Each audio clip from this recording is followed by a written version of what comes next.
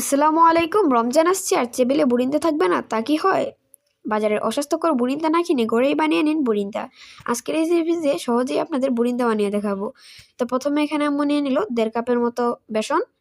তারপর একটু পানি দিয়ে হ্যান্ড উইচের সাহায্যে একটি ব্যাটার তৈরি করে নিতে হবে। তো দেখতে পাচ্ছেন আম্মু হ্যান্ড উইচের সাহায্যে ভালো করে একটি ব্যাটার তৈরি করে নিচ্ছে।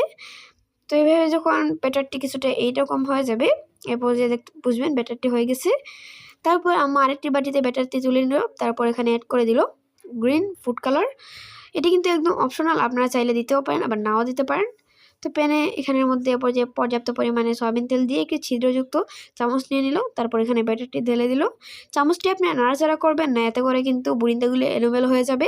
দেখতে পাচ্ছেন আম্মু একবারে সুন্দর করে ধরে রেখেছে।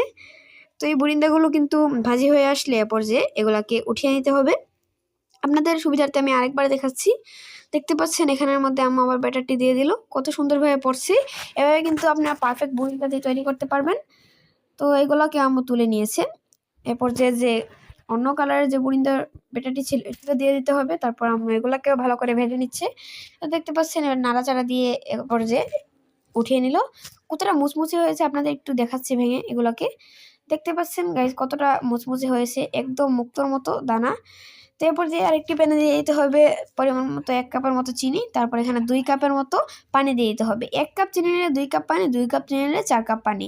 তো এরপর যে একটু এলাচ দিয়ে দিলাম এখানের মধ্যে। তারপর একটু দিয়ে দিল একটি লেবুর রস। এখানে লেবুর রস দিলে কিন্তু শিরাটি জমাট বাঁধবে না। তারপর এখানে আম্মু দিয়ে দিল ঘি।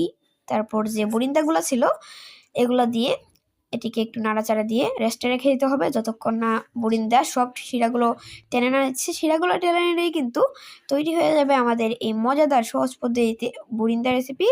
এটি আপনার ইফতারের টেবিলে রাখতে পারেন, খেতে কিন্তু দারুণ মজাদার। বাজারের অস্বাস্থ্যকর বুরিন্দা থেকে এটিই পারফেক্ট। ভিডিওটি ভালো লাগলে অবশ্যই ভিডিওটি লাইক করে দেবেন এবং চ্যানেলটিতে নতুন হয়ে থাকলে চ্যানেলটিকে সাবস্ক্রাইব করতে ভুলবেন না। আল্লাহ হাফেজ।